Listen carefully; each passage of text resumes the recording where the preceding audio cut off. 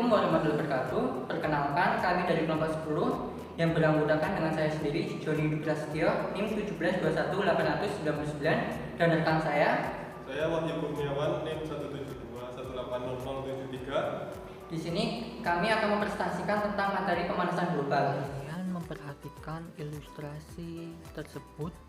Apa sih yang terbayang dalam benak kalian? Apa sih menurut kalian apa yang digambarkan dalam ilustrasi tersebut? Kalau menurut saya yaitu bumi semakin panas, bumi yang terbakar, dan orang-orang yang mulai panik. Dan di sini kita akan membahas tentang pengertian, faktor penyebab, dampak, dan cara menanggulangi. Sebelum kita melanjutkan presentasi, di sini saya menampilkan surat Al-Rum ayat 41 yang artinya telah nampak kerusakan di darat dan di laut disebabkan karena perubahan tangan manusia, supaya Allah merasakan kepada mereka sebagian dari akibat perbuatan mereka, agar mereka kembali atau ke jalan yang benar. Kita akan membahas tentang pengertian pemanasan global. Pemanasan global adalah meningkatnya suhu rata-rata permukaan bumi akibat meningkatnya emisi gas rumah kaca pada atmosfer menurut Natural Research Behavioral Council. Ini yaitu faktor penyebab pemanasan global. Yang pertama yaitu polusi dari kendaraan bermotor, yaitu gas buangan dari kendaraan bermotor, karbon dioksida. Ini berpengaruh sekali dalam pemanasan global karena karbon dioksida merupakan gas yang menangkap cahaya panas sehingga tidak bisa disalurkan lagi ke luar angkasa.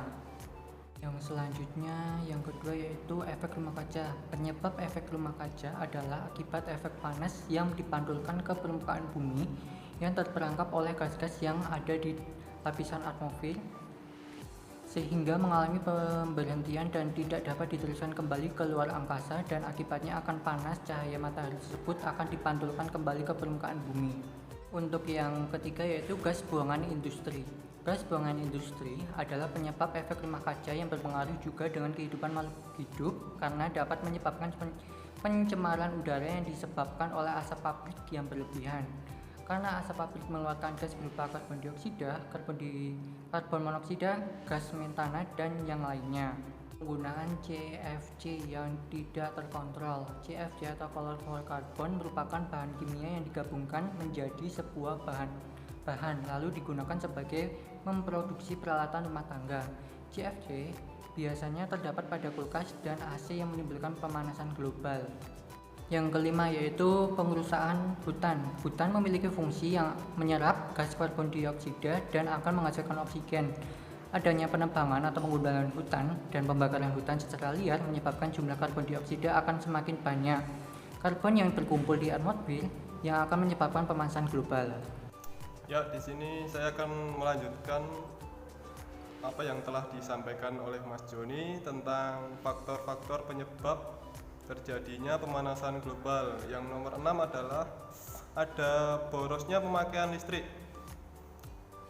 Penggunaan listrik yang boros akan menyebabkan penguapan pada listrik. Walaupun tidak terlalu berpengaruh, namun bisa menyebabkan gas karbon dioksida sehingga akan mempercepat terjadinya pemanasan global. Contohnya yaitu kalau kita menyalakan lampu di siang hari, itu akan membuat ruangan menjadi bertambah suhunya ya. Kemudian nomor 7 ada polusi metana oleh pertanian, perkebunan, dan peternakan. Gas metana merupakan gas yang menyebabkan pemanasan global. Gas ini merupakan gas dalam urutan kedua penyebab utama terjadinya pemanasan global.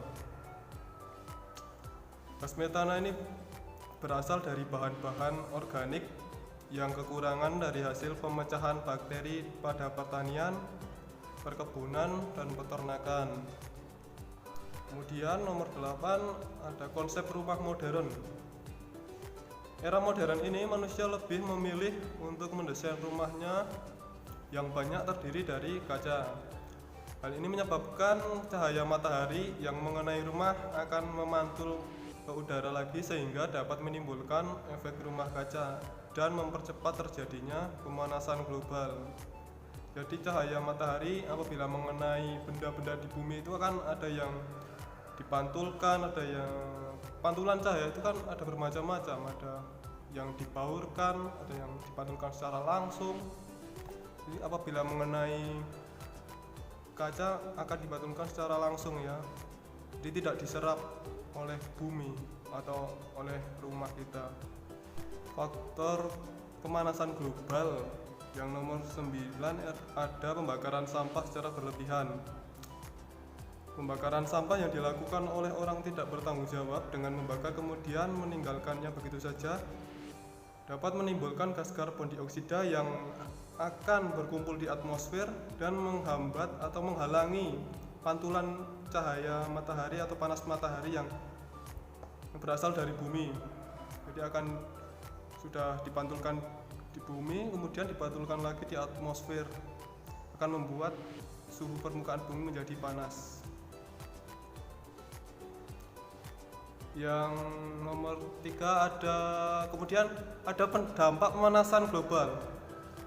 Dampak pemanasan global yang pertama, perubahan cuaca dan iklim. Meningkatnya suhu udara di permukaan bumi dapat mengubah cuaca dan iklim di berbagai tempat di seluruh dunia. Berikut ini adalah dampak dari perubahan iklim. 1.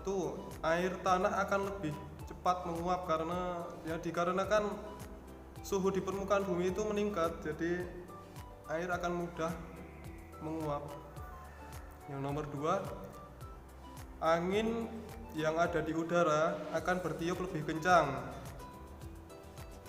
Nomor 3, akan sering terjadi badai. Yang keempat, menyebabkan gunung-gunung es yang ada di bagian kutub mudah mencair. Hal ini akan menyebabkan permukaan air laut naik ya, dan pulau-pulau kecil yang ada di dunia ini akan terancam tenggelam. Tidak hanya itu sih, tapi terumbu karang juga terancam karena tidak bisa beradaptasi. Yang nomor 5 ada pola cuaca sulit diprediksi. Akhir-akhir ini kan cuacanya ekstrim ya, sulit diprediksi. Kadang panas, kadang hujan.